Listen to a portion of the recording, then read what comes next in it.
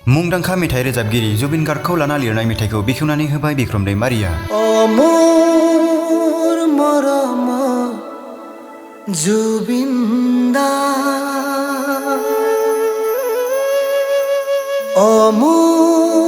बेखेवना होयो खुंगा 21थि बेरगाव महकुमायारि रंजालि बैसागु खुंथाइ फोरबोआव।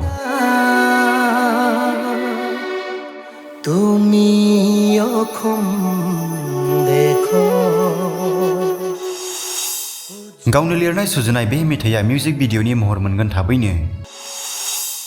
जुबिन गार्गनि गासैबो जिउ जारिमिनखौ फोरमायनो गोसो बिक्रम दैमारिया थैनायनि उनाव जेब्ला जायगायाव लोगो मोनहैगोन।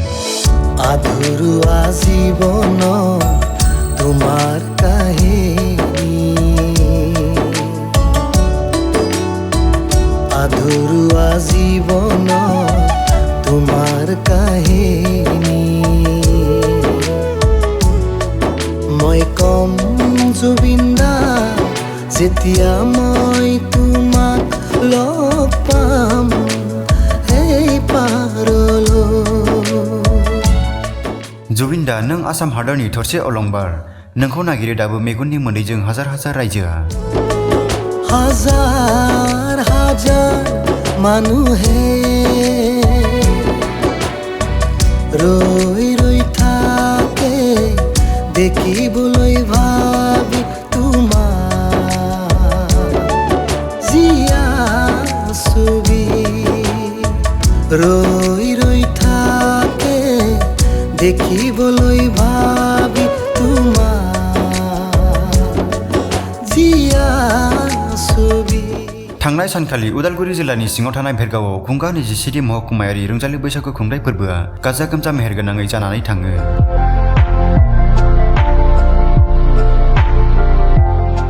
साननैनि हाबाफारि लानानै 10 आरो 11 मे 2022 खालारखालि भेरगावनि गोजौसिन गेजेरारि फरायसालिनि गेलेग्रा फोथाराव रंगिना संगिनायै बे फोरबोआ हारिमु मोनाबिलिनि गेजेरजों जोबनानै थाङो। बे बैसागु खुंथाइ फोरबोआव भेरगाव ओनसोलनि गासैबो दैदेनगिरि मेलेमजिबिफोरखौ खौसेयै बाहागो लानाय नुनो मोनो।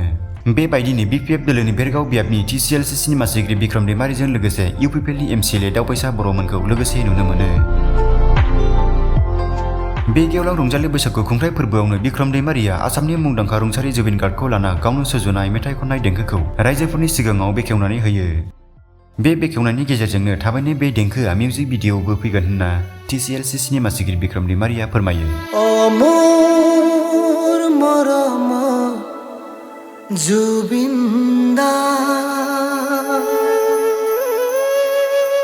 অমোৰ মৰম জুবিন দা, তুমি অসম দেখো উজ্জ্বল তৰা,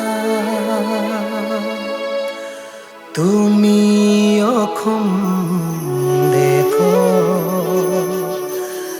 উজ্জ্বল তৰা, আধৰুৱা জীৱন তোমাৰ কাহিনী। News desk BDC Live 12।